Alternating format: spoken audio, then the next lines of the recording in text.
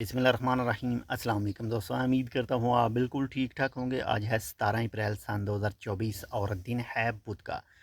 दोस्तों, Oman CPA यानी Oman consumer protection authority के एक ऑनलाइन बयान के मुताबिक जो है 40,000 ओमानी रियाल एक सारफ को जो है वो रीफ़ंड करवाया है एक बिल्डिंग लैंड की कंपनी से। ये वाक़या मस्कत में पेश आया है और मामला कुछ इस तरह से था कि एक सारफ ने एक बिल्डिंग लाइन की कंपनी के साथ कॉन्ट्रैक्ट किया था 4 विल्लास और एक स्विमिंग पूल का।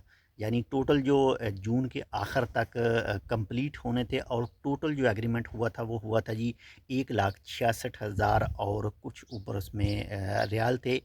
और इसमें 60,000 ओमानी रियाल उस कंपनी ने एडवांस लिए थे, लेकिन जो मटेरियल यूज़ किया और इसी हवाले से जो वादे किए थे वो बिल्कुल सही नहीं थे, धोखाधड़ी के वादे थे।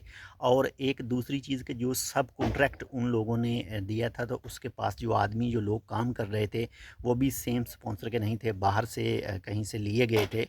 तो उस सारफ ने शिकायत की थी, जो मस्कत कंज्यूमर प्रोटेक्शन अथॉरिटी का ऑफिस है, इदारा है वहाँ पर। तो केस की सुनवाई वगैरह हुई और 40,000 ओमानी रियाल जो है वो रीफ़ंड करवाया गया उस कस्टमर को, जो वापस किया गया।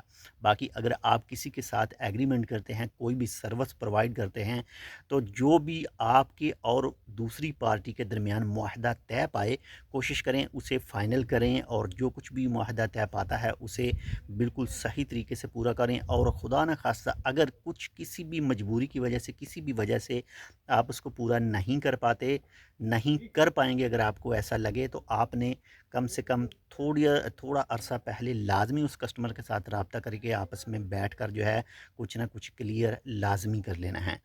तो एक छोटी सी न्यूज़ थी, उम्मीद करता हूँ आपको पसंद है। पसंद लाइक कर दीजिएगा। मिलते हैं आपसे दूसरी अपडेट के साथ, तब तक के लिए अल्लाह हाफिज़।